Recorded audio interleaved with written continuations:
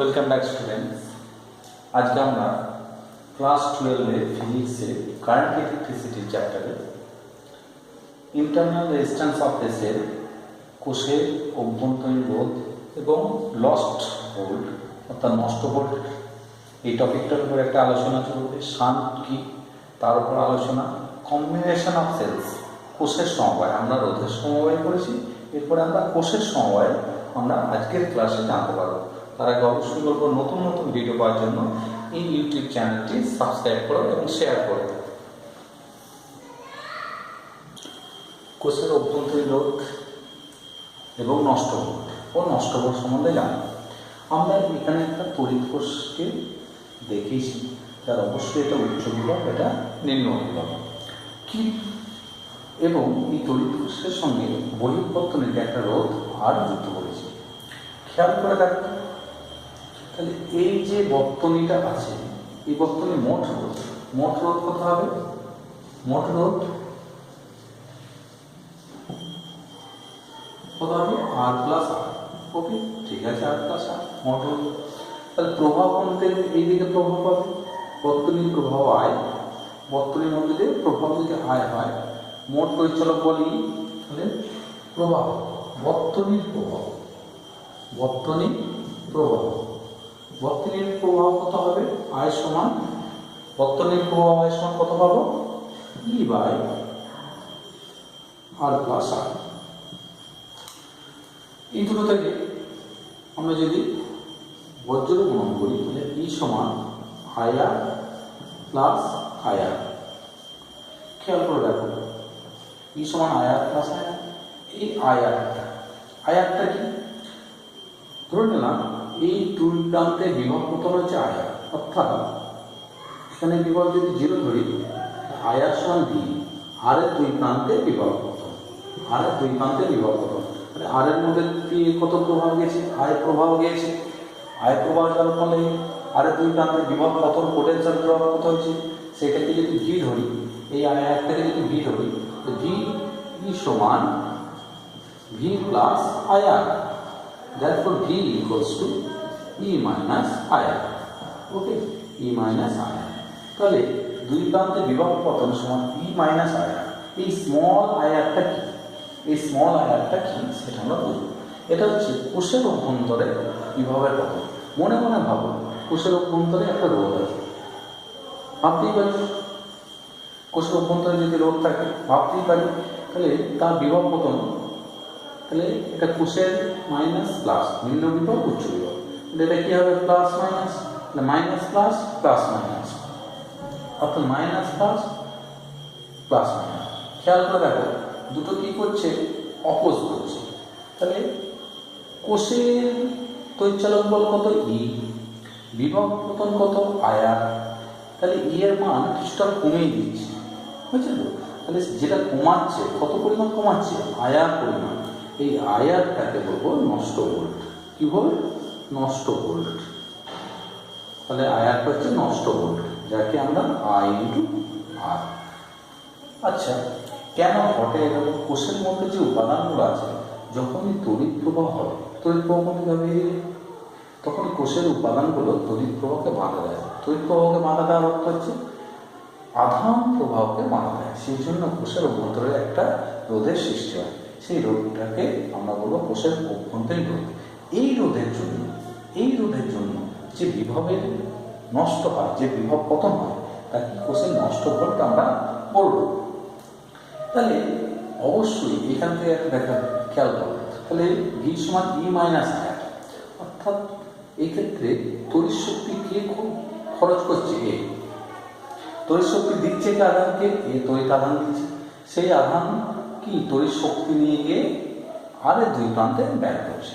ধরে নাও ব্যাটারি কিন্তু কোনো একটা আধান, 1 কুলম্ব আধানকে 12 জুল, ধরে নাও 12 জুল তড়িৎ শক্তি দিল। আধান বেলা এইটুকুনি ফেরানোর জন্য 2 জুল ব্যয় করে দিল, বাকি 10 জুল এসে কোথায় ব্যয় করলো? এখানে।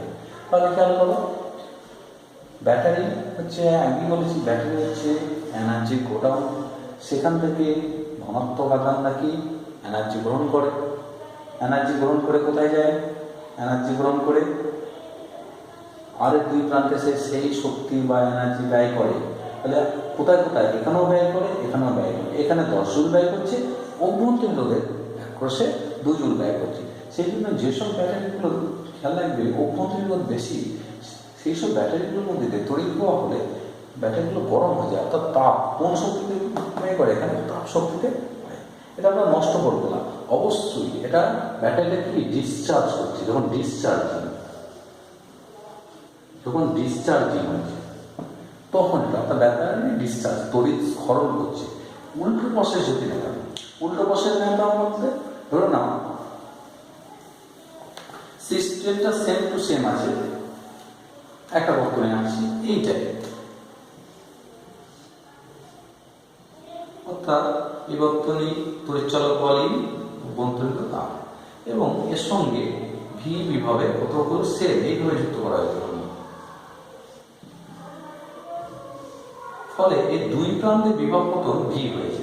তাহলে এই দিকে তড়িৎ প্রবাহ, এই কোন দিকে তড়িৎ প্রবাহ বাড়াতে যাবে, এই দিকে। আর এই যে সেলস গুলো আছে তারা কোন দিকে পাঠাতে যাবে, এই দিকে। ফলে এবং বর্তনীতে প্রবাহ হলো আই। এক্ষেত্রে কি হবে, এই যে প্রবাহটা আসছে এই ব্যাটারিকে কি করবে, চার্জ করবে। তাহলে এখান থেকে যদি সমীকরণ মাইনাস আয়, ভি সমান এই দুই প্রান্তের বিভব কত ভি ধরে নিলাম, এই দুই প্রান্তের বিভব হচ্ছে ভি ধরে নিলাম, এই দুই প্রান্তের বিভব ভি। তাহলে এই থেকে কি লিখতে পারি, ভি সমান কি লিখতে পারি, ই মাইনাস আই। আইটা কোন দিকে, এই দিকটা পজিটিভ করেছিলাম, তাহলে উল্টো দিকে যাচ্ছে, তার মানে আই প্লাস আই আর। তাহলে ই প্লাস আই আর, ভি সমান ই প্লাস আই আর হতে পারে যখন ব্যাটারিটা কি হবে, এইটাকে বলবো ব্যাটারি কি চার্জিং। কি হচ্ছে, চার্জিং। তাহলে চার্জিং অফ এ ব্যাটারি তখন ভি সমান কি হবে, E plus I R. Discharging of a battery V সমান কি, ই মাইনাস আই আর। এটা ছিল আমাদের ব্যাটারির অভ্যন্তরীণ রোধ এবং নষ্ট ভোল্ট সম্বন্ধে ধারণা। তাহলে নষ্ট ভোল্ট অ্যাড হয় যখন ব্যাটারি কি হয়, চার্জিং হয়।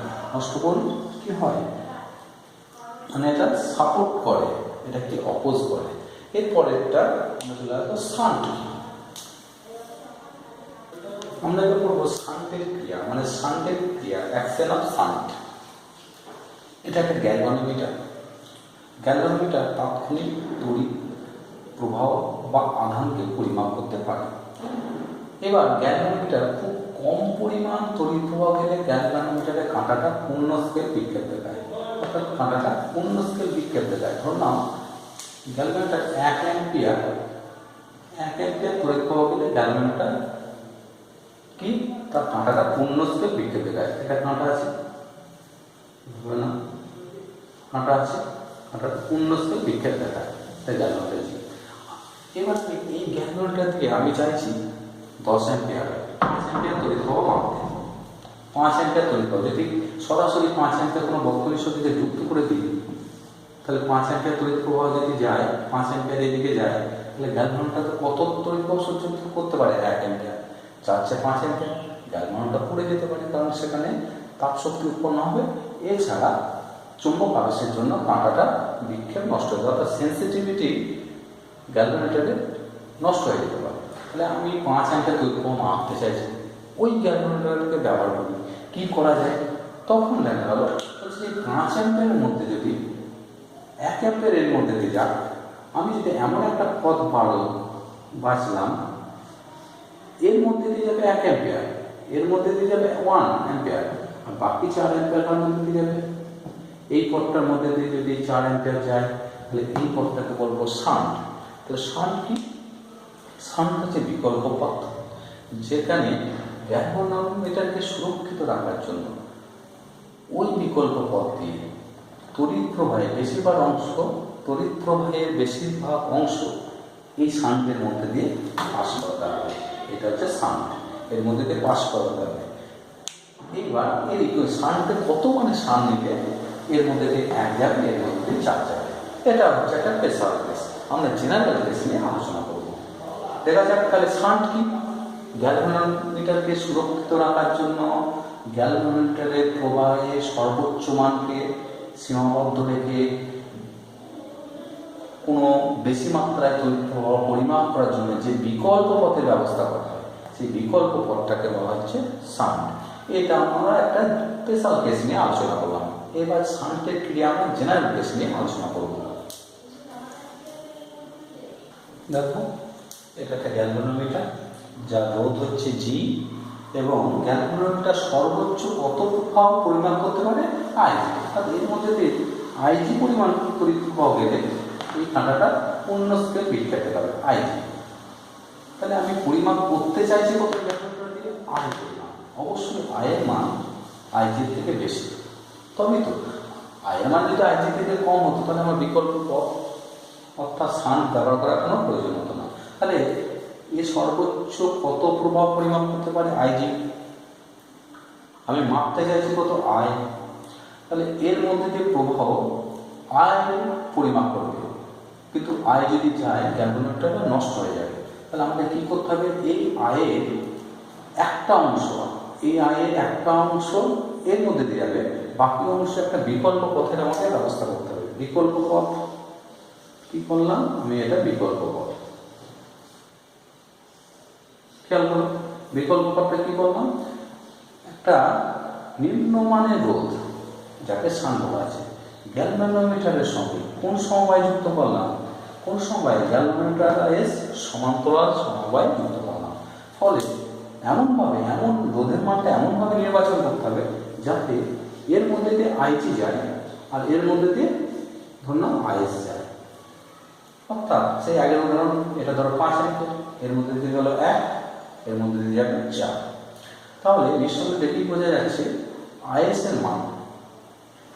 এর মান, যেহেতু রোধের মান কম আর আইএস এর মান কি হবে? বেশি হবে। তাহলে এই ক্ষেত্রে গ্যালভানোমিটারে যে শান্টটা ব্যবহার করছি এর কত মান হবে? খেয়াল করে দেখো, শান্ট এবং গ্যালভানোমিটার এই পয়েন্টে যুক্ত দুটো কোন সমবায়ে যুক্ত? এই দুটো কোন সমবায়ে যুক্ত? গ্যালভানোমিটার এবং শান্ট সমান্তরাল সমবায়। সমান্তরাল সমবায়, যেহেতু এটা সমান্তরাল সমবায়, দুটো শর্ত রাখবো। আইএস এ দুটো ভাগ পেয়েছে, আইজি প্লাস আইএস। তাহলে আমরা বলতে পারি I equals to IG plus is. ঠিক আছে, একটা শর্ত, কারণ আই দুটো যোগ আর একটা দুটো যেহেতু সমান্তরাল সমবায় যুক্ত, এর দুই প্রান্তে বিভব হবে। কত হবে? এর মধ্যে যে প্রভাব আইজি ইন্টু জি, এটা ফার্স্ট কন্ডিশন। সেকেন্ড কন্ডিশন কি? আইজি ইন্টু জি, অর্থাৎ গ্যালভানোমিটার দুই প্রান্তে বিভক্ত হবে। ভি সমান I R I G into G equals to I S into S. খেয়াল করে রাখো, আমাকে এস কে ফাইন্ড আউট করতে হবে। S, therefore S equals to পাবো IS, I suffix S, IS না, এস ইকুয়ালস টু হবে IG into G by IS. আমাকে এসটা নির্ণয় করতে হবে। আইএস এর জায়গায় কি পুট করতে পারে? IS equals to I minus IG. তাহলে IG into G by I minus IG. Okay, এবার আইজিকে আমি রিঅ্যারেঞ্জ করলাম, জি বাই আইজিকে এদের তলায় আনলে হয়ে যাবে। দেখো এর তলায় আমরা আইজি যদি আসে, আইজিকে আইজি ভাগ করলে 1 মাইনাস আই বাই আইজি। তাহলে দেখো শান্টের মান কত হলো? জি বাই আইজি মাইনাস 1। ভালো করে খেয়াল করো। এইবার দেখো শান্টের ক্ষমতা ধর না কত? 5 অ্যাম্পিয়ারের মধ্যে এর মধ্যে দিয়েছিল 1, এর মধ্যে গেছে 4। তাহলে আইজি সমান কত? আমরা লিখতে পারি শান্টের ক্ষমতা এন। শান্টের ক্ষমতা এন কত অর্থ হচ্ছে এর মধ্যে মূল প্রবাহের 1/n, অর্থাৎ শান্টের ক্ষমতা যদি এন হয় তাহলে আমরা বলতে পারি দেখো আই সমান এন ইন্টু আইজি, অর্থাৎ ঘুরি ভাবো আইজি সমান কত হবে? আই বাই এন, অর্থাৎ মূল প্রবাহে আইজি এন। তাহলে আইজি সমান কত হবে? তারপর আইজি সমান কত পাবো? আই বাই এন, অর্থাৎ মূল প্রবাহে 1/n অংশ যদি এর মধ্যে দিয়ে যায়, মূল প্রবাহে 1/n অংশ, মূল প্রবাহ কত? 5, তার 1/n মানে 1/5। এর মধ্যে দিয়ে কত গেছে? 1 অ্যাম্পিয়ার, এর মধ্যে দিয়ে 4 অ্যাম্পিয়ার। তাহলে তাহলে এখান থেকে আই বাই আইজি কত পাচ্ছি?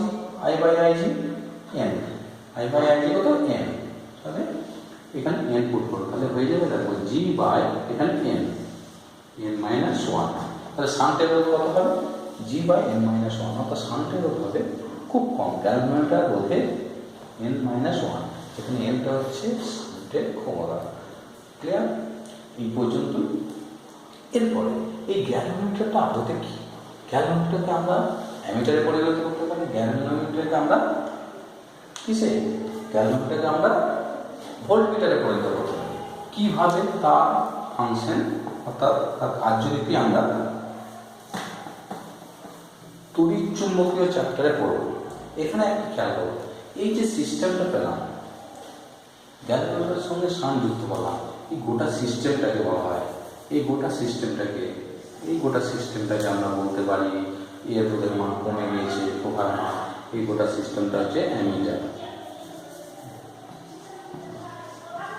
অ্যামিটার গোটা সিস্টেমটা কি? অ্যামিটার। তাহলে গ্যালভানোমিটারকে অ্যামিটার পরিণত করতে গেলে কি করতে হবে? গ্যালভানোমিটারকে তার সঙ্গে সমান্তরাল সমবায়ে নিম্নমানের একটা রোধ যুক্ত করতে হবে, যাকে শান্ট বলা হয়।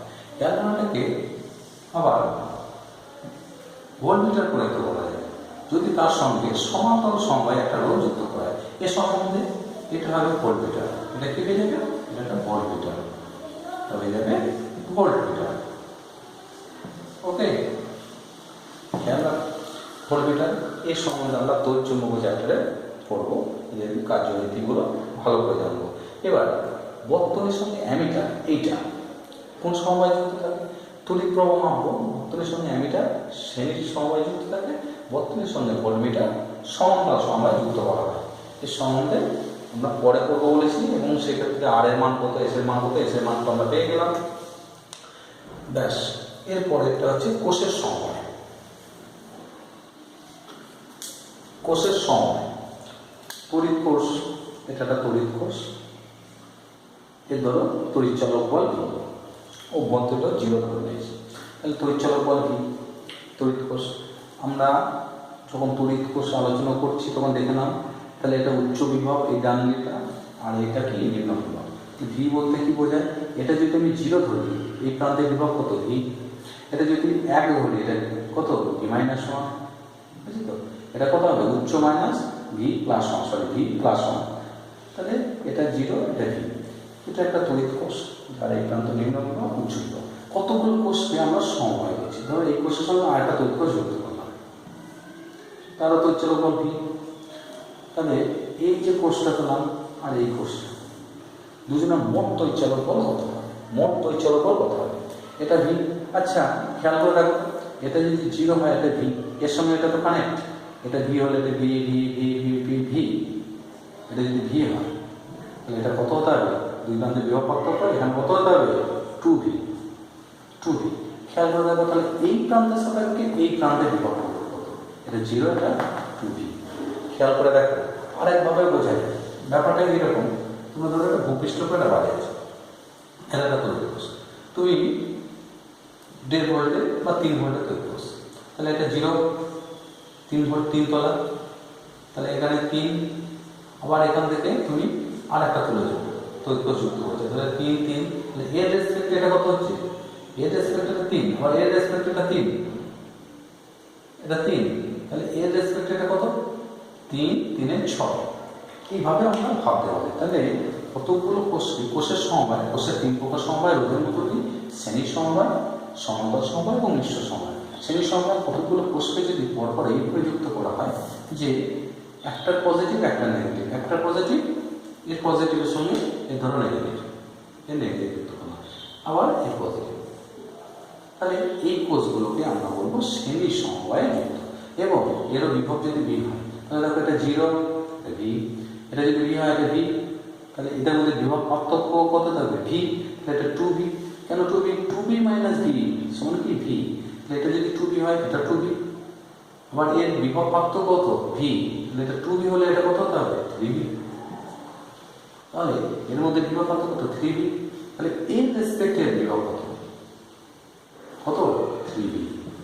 তাহলে কতগুলো কোষকে যদি এমনভাবে যুক্ত করা হয় যে তাদের ধনাত্মক প্রান্তের সঙ্গে ঋণাত্মক প্রান্ত, অপরটা ধনাত্মকের সঙ্গে অপরটা ঋণাত্মক যুক্ত করা, একে শ্রেণী সমবায় বলা হয়।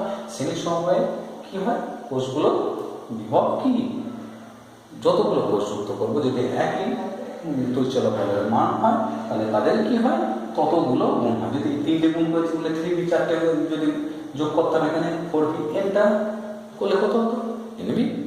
বেশ, এবার এসো কোষের শ্রেণী সমবায়। কতগুলো কোষকে যদি এই রূপে যুক্ত করা হয়, একটা ঋণাত্মক প্রান্ত অপরটা ধনাত্মক, একটা ঋণাত্মক অপরটা ধনাত্মক, তখন এই সমবায়টাকে বলবো কোষের কি সমবায়, শ্রেণী সমবায়। কোষের কি সমবায়টা, শ্রেণী সমবায়। একটু আগে দেখলাম, তাহলে শ্রেণী সমবায়ের ক্ষেত্রে তড়িৎচালক বল কি করে, সাপোর্ট করে। সাপোর্ট করা কথার অর্থ হচ্ছে এই যদি দুটো থাকলে 2e, 3টে থাকলে 3e, 4টা থাকলে 4e, এখানে কত সংখ্যক এইরকম কোষ আছে, ডট ডট n সংখ্যক আছে। তাহলে মোট তড়িৎচালক বল কত হবে, a b দুই প্রান্তে মোট তড়িৎচালক বল, তাহলে বর্তনী মোট তড়িৎচালক বল, মোট তড়িৎচালক বল, তড়িৎচালক বল কত হবে, সমান কত, n × n। রাইট। এবার দেখো প্রত্যেকের রোধ কি আছে, এর রোধ, অভ্যন্তরীণ রোধ আর, তাহলে প্রত্যেকটা রোধ কি, এর সঙ্গে শ্রেণী সমবায়, তার সঙ্গে শ্রেণী সমবায়, তার সঙ্গে শ্রেণী সমবায়। তাহলে কোষের অভ্যন্তরীণ রোধ কত হবে, nr, আর n সংখ্যক কত, nr, আর বহিঃপক্ষের রোধ কত, r। তাহলে এখানকার এইখানে পাচ্ছি nr, আর এই পাটে পাচ্ছি r। মোট রোধ, বর্তনীর মোট রোধ, যাকে তুল্য রোধ বলবো বা বর্তনীর তুল্য রোধ, মোট না বলে তুল্য বলতে পারো, তুল্য বলবো, তুল্য রোধ, বর্তনীর তুল্য রোধ কত হবে, আর ওই বর্তনী, আর অভ্যন্তরীণ কত না।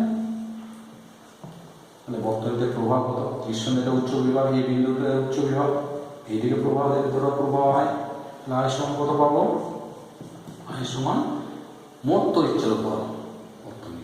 এই প্রান্তটা 0 ধরেছি, তাই 0 ধরলে এই প্রান্ত কত, n, এই বিন্দুতে তড়িৎচালক বল কত, n, মোট প্রভাব কত, আয় সমান কি, v/r, দ্যাট মিন্স n/r, আর বলতে বর্তনীর রোধ, r + nr, r + nr, এটা হচ্ছে বর্তনী শ্রেণী সমবায় বর্তনী রোধ। নেক্সট চলে আসবো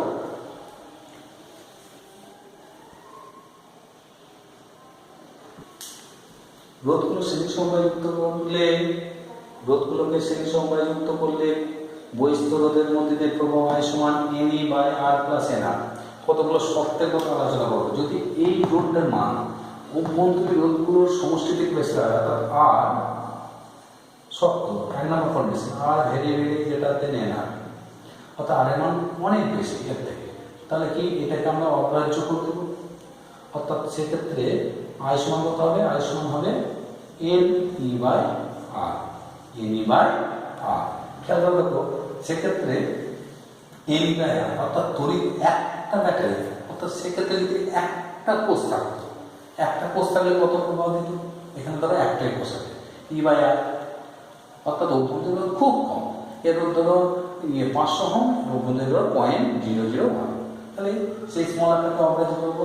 তাহলে সেক্ষেত্রে তড়িৎ প্রবাহ মান বাড়াতে গেলে, অর্থাৎ বহিস্থ রোধ বেশি হলে, বর্তনীতে তড়িৎ প্রবাহ বাড়াতে গেলে রোধগুলোকে কি শ্রেণী সমবায়ে যুক্ত করবো, শ্রেণী সমবায়ে যুক্ত করবো। 2 নম্বর পয়েন্টের সঙ্গে ধরে নাও উল্টোটা কি, এইটা অভ্যন্তরীণ রোধ অনেক বেশি, অর্থাৎ nr very greater than r, এটা বেশি, তখন এই আটটাকে অগ্রাহ্য করবো, আটটা নেই পাবো।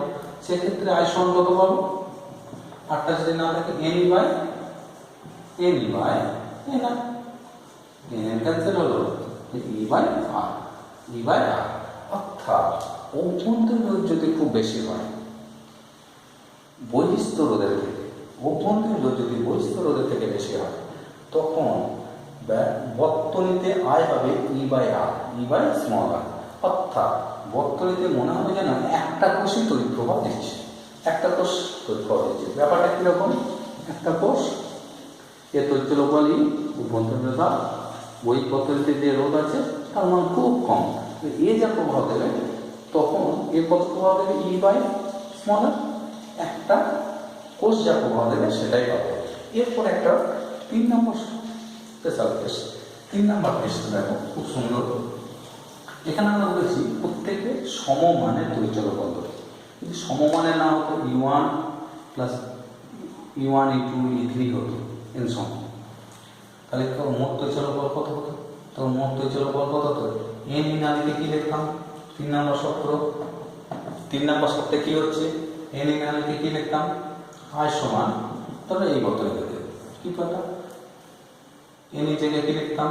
E1 plus E2 plus E3 dot dot dot En by R plus প্রত্যেকের রোধ যদি R হয় তাহলে ভালো, যদি প্রত্যেকের রোধ যদি R1 R2 Rn হতো লিখতাম N1 plus R1 plus R2 plus R3 dot dot dot Rn। এটা আমরা পেতাম।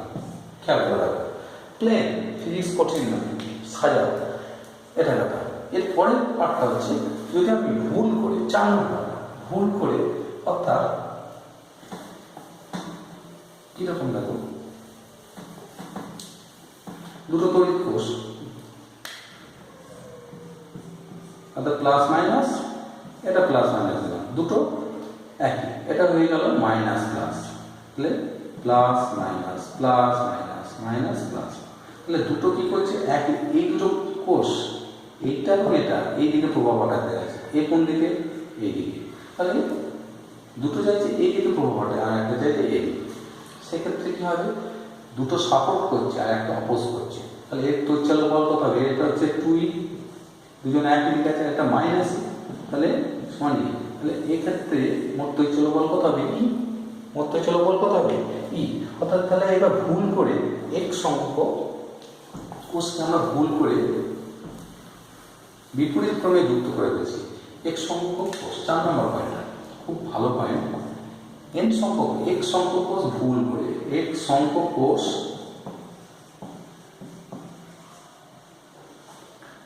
ভুল যুক্ত হয়েছে, ভুল যুক্ত হয়েছে, অর্থাৎ তাহলে সেক্ষেত্রে দেখো সঠিক যুক্ত হয়েছে কত? সঠিক n সংখ্যা আছে, সঠিক, তাহলে সঠিক যুক্ত হয়েছে কত? সঠিক যুক্ত হয়েছে কটা? n মাইনাস এক্স, তাহলে তড়িৎচলক বল কত? সঠিক তড়িৎচলক বল না, তড়িৎচলক বল কত হবে? তড়িৎচলক বল হবে n মাইনাস এক্স ইন্টু ই, n মাইনাস এক্স ইন্টু ই। এইবার ভুল করে যারা যুক্ত করেছে তাদের তড়িৎচলক বল কত? উল্টো, অর্থাৎ বিপরীত দিকে, তাহলে সেক্ষেত্রে মোট তড়িৎচলক বল অর্থাৎ বিপরীত ক্রমে যুক্ত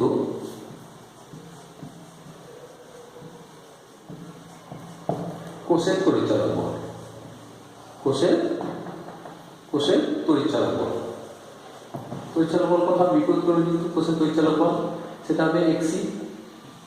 তাহলে মোট তড়িৎচলক বল কত? দিস মাইনাস দিস, এইটা মাইনাস এটা, তাহলে বর্তনীর তড়িৎচলক বল অর্থাৎ বর্তনীর